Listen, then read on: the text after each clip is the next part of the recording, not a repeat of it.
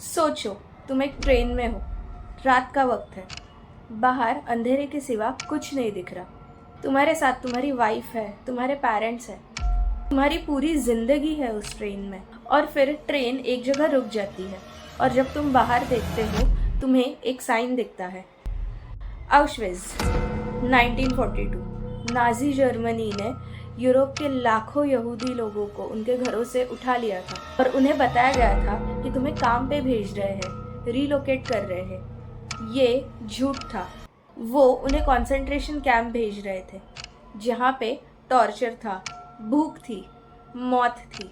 और उस ट्रेन में एक आदमी था जिसका नाम था विक्टर फ्रैंकलिन। एक साइकियाट्रिस्ट, एक हस्बैंड और एक बेटा। और अगले 3 साल उसने जो देखा, उसने जो जिया, जो समझा, वो आज भी तुम्हारी जिंदगी बदल सकता है। So who was Victor Franklin? Victor Franklin 1905 में वियना में पैदा हुए थे। बचपन से ही वो काफ़ी ब्राइट स्टूडेंट थे। 16 साल की उम्र में ही उन्होंने सिगमंड फ्रॉयड, जो साइकोलॉजी के फादर माने जाते हैं, उनको एक लेटर लिखा। जब सिगमंड फ्रॉयड ने वो लेटर देखा तभी उन्होंने विक्टर फ्रैंकलिन की राइटिंग पब्लिश करवाई। Back then Victor was only 16 year old. बड़े होकर विक्टर एक सक्सेसफुल साइकियाट्रिस्ट बने। वियना में उनका खुद का एक क्लिनिक था जहाँ पे उन्होंने एक थेरेपी डेवलप की जिसका नाम था लोगोथेरेपी, जिसमें ये आइडिया था कि इंसान की सबसे बड़ी ज़रूरत मीनिंग, मतलब पर्पस। उन्होंने सोच लिया था कि ज़िंदगी में अगर जीने की कोई वजह हो तो इंसान कुछ भी झेल सकता है। फिर आया वर्ल्ड वॉर 2। नाजी जर्मनी ने ऑस्ट्रिया पे कब्जा कर लिया। ज्यूज के ऊपर रेस्ट्रिक्शंस लगने लगे, जॉब्स गई, फ्रीडम गई। विक्टर के पास एक मौका था अमेरिका जाने का, उनका वीज़ा भी रेडी था, बट वो उनके पेरेंट्स को वियना में अकेले छोड़ के नहीं जाना चाहते थे, तो वो फिर से वहीं रुक गए। 1942 में विक्टर और उसके परिवार को अरेस्ट करके ट्रेन में डाल दिया गया। विक्टर तभी 37 साल के थे। ऑश्विट्ज़ जा रहे थे।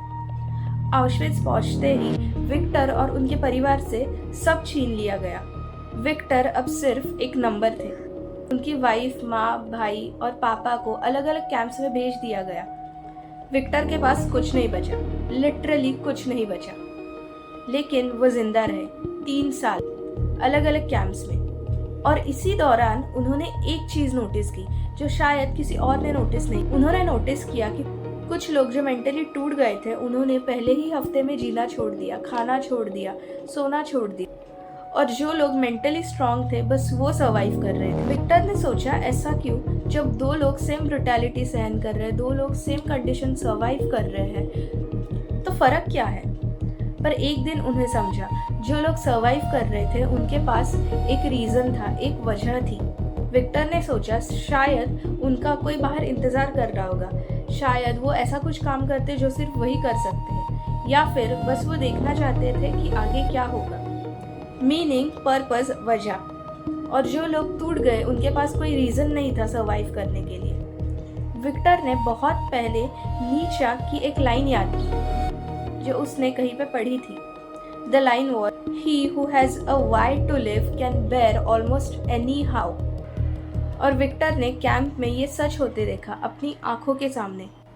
1945 में वॉर ख़त्म हुआ। विक्टर फाइनली फ्री हुए, पर उनके पास कुछ नहीं बचा था, ना फैमिली, ना घर, ना पैसा। लेकिन उन्होंने 3 साल जो देखा उससे उन्हें काफ़ी सीख मिली। 9 दिन, सिर्फ 9 दिन में उन्होंने एक किताब लिखी जिसका नाम है मैन सर्च फॉर मीनिंग। और आज तक उस किताब की 16 मिलियन से ज़्यादा कॉपीज सेल हुई है। ये किताब 24 से ज़्यादा लैंग्वेज में ट्रांसलेटेड है। टाइम्स मैगजीन ने इसे 10 मोस्ट इन्फ्लुएंशियल बुक्स में रखा है।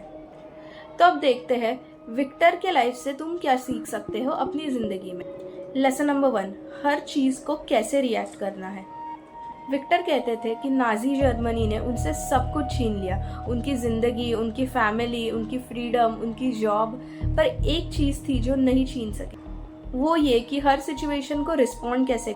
तुम्हारे साथ चाहे जो भी हो जाए, जॉब चली जाए, रिलेशनशिप टूट जाए, फैमिली में किसी से झगड़ा हो जाए, पर उस सिचुएशन को रिस्पॉन्ड कैसे करना है, उस पर रिएक्ट कैसे करना है, ये तुम्हारे हाथ में होता है। लेसन नंबर 2, मीनिंग ढूंढो, हैप्पीनेस नहीं। हम सब हैप्पीनेस के पीछे भागते हैं, बट विक्टर कहते थे हैप्पीनेस को डायरेक्टली चेस मत करो, वो बाय प्रोडक्ट है। पहले ज़िंदगी में मीनिंग ढूंढो, एक काम जो सिर्फ तुम कर सकते हो, एक काम जो तुम्हें करने में मज़ा आता है, इंसान जो तुम्हारी राह देखता है, एक वजह, एक पर्पस। हैप्पीनेस अपने आप आ जाएगी। लेसन नंबर 3, फ्यूचर विजुअलाइज करो। जब विक्टर कैंप में थे तो वो हमेशा अपने आप को फ्यूचर में इमेजिन करते थे, फ्री लेक्चर देते हुए, अपना पसंदीदा काम करते हुए। ये फैंटेसी नहीं थी, ये एक सर्वाइवल स्ट्रैटेजी थी। जब तुम बुरे वक्त में एक अच्छा फ्यूचर विजुअलाइज करने की ताकत रखते हो तो यही तुम्हें प्रेजेंट में जीने की वजह देता है। विक्टर फ्रैंकलिन ने एक कंसंट्रेशन कैंप में रह के ये सब ऑब्जर्व किया, ये सब सोचा। तो तुम्हारी ज़िंदगी में जो भी प्रॉब्लम्स, उनसे कभी टूट मत। अगर तुम्हारे पास एक स्ट्रॉन्ग वाई है तो तुम कौन सा भी हाव झेल सकते हो। तो अपना वाई ढूंढो, अपना पर्पस ढूंढो। वीडियो अगर अच्छी लगे तो लाइक करो, चैनल को सब्सक्राइब करो और कमेंट सेक्शन में मुझे बताओ कि क्या ये वीडियो आपको हेल्पफुल लगी। और अगर तुम्हारे लाइफ में कोई ऐसा इंसान है जिसको ये सुनना चाहिए तो उनके साथ ये वीडियो शेयर करो। बाकी मिलते हैं नेक्स्ट वीडियो में। बाय।